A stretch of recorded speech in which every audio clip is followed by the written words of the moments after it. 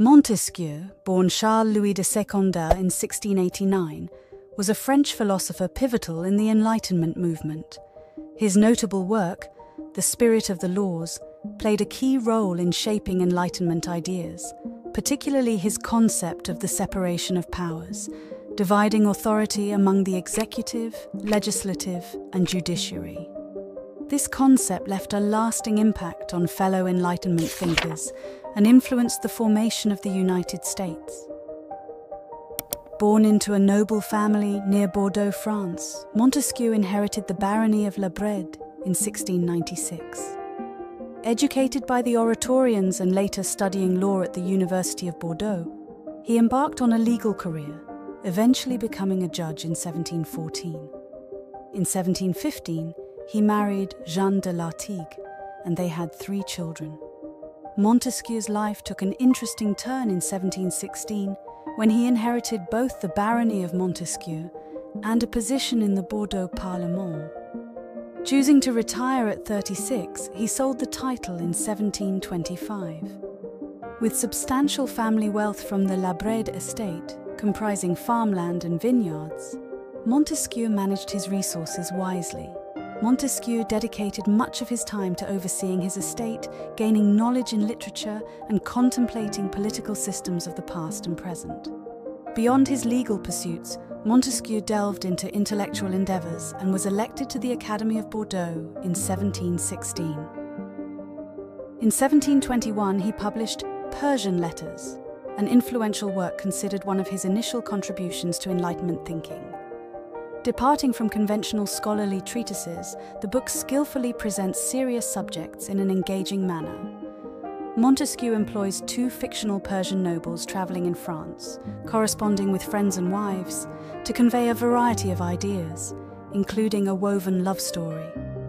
This narrative device possibly allowed more radical thoughts to evade censorship, as Montesquieu could assert that these perspectives were the musings of an ignorant foreigner, distancing them from his own stance.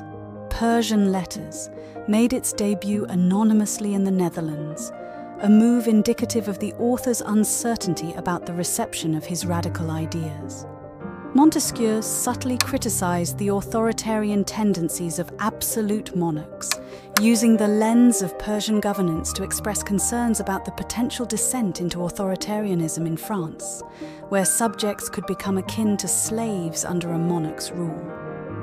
The book also took a critical stance on religions, highlighting the inherent conflict among faiths claiming absolute truth. Montesquieu advocated for reason over blind faith as a moral guide, emphasizing the importance of tolerance for diverse religious perspectives. In Montesquieu's view, a religious person's primary goal should be to please the divinity of their professed religion. However, he asserted that adherence to societal rules and human duties is the most certain path to achieve this objective. According to Montesquieu, natural law should govern human thought, and the dignity of individuals, regardless of gender, should be a top priority for rulers. Persian Letters resonated widely, becoming a bestseller and undergoing multiple reprints in new editions. Engaging in the renowned salons of Madame Lambert and Madame Tencin in Paris during the 1720s, Montesquieu, valued for both wealth and intellectual prowess, participated in informal gatherings where guests exchanged ideas and stayed abreast of the latest developments in various intellectual pursuits and the arts. Initially drawn to natural history and physics, Montesquieu's fascination with the regularity and laws observed in nature began to influence his shift towards political philosophy. Amid his scholarly pursuits, he occasionally ventured into poetry, exemplified by the erotic verse Temple de Nid. Recognition as a noteworthy intellectual came in 1727, when Montesquieu was elected to the prestigious Académie Française. Expanding his horizons between 1728 and 1731, Montesquieu traversed Germany, Austria, Italy, the Netherlands, and England. Notably, his travels excluded his wife.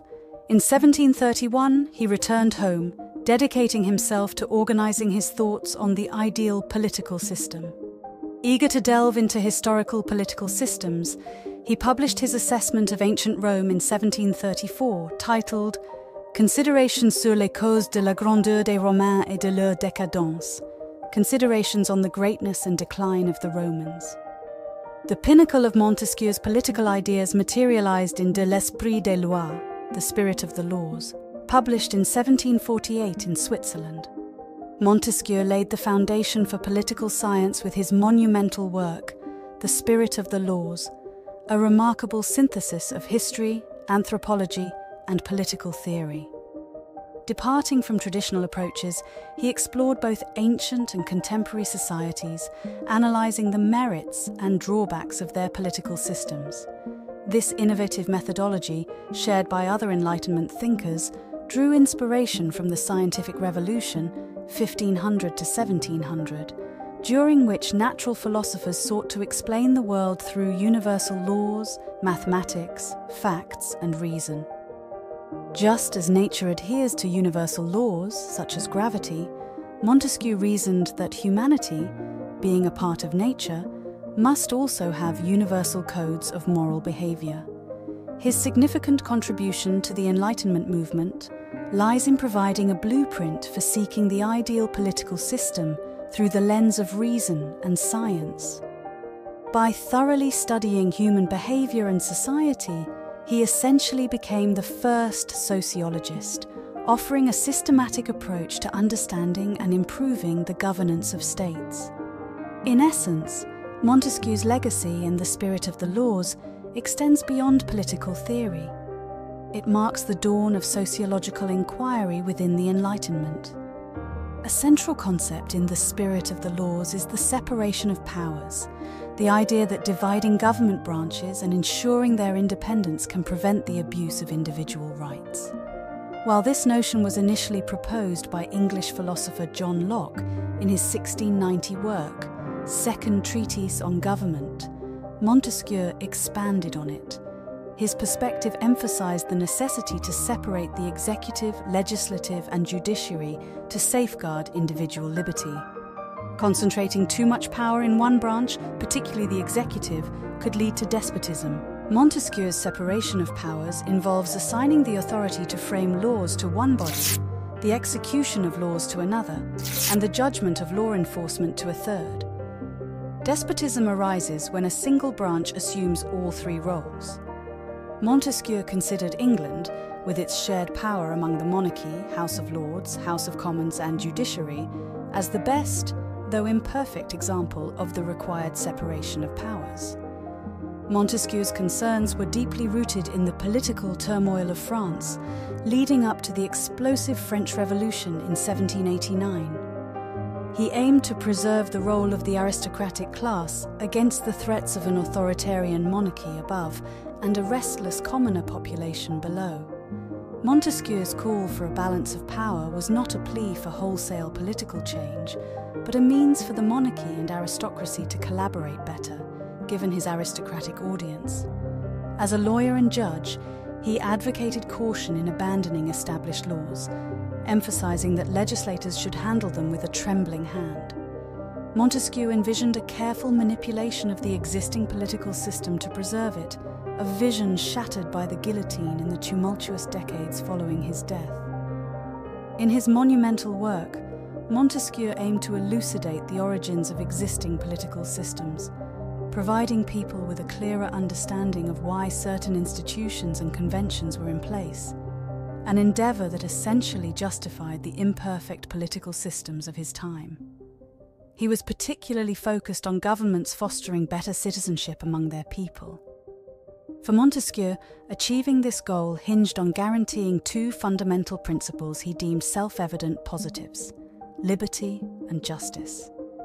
These, in his view, were crucial because effective governance wasn't the sole necessity for humans. Montesquieu underscored the multifaceted factors influencing human behavior, including climate, religion, government laws, historical examples, habits and manners. As he aptly stated, men are governed by many things: climate, religion, the laws and precepts of government, the examples of the past, habits, manners. From the sum of these emerges a general spirit. While Montesquieu's notion that climate significantly shapes human nature is now considered outdated, his overall political arguments remain robust. His key insight lies in the recognition that humanity is shaped by a multitude of factors, with climate being just one, and in fact one of the least significant.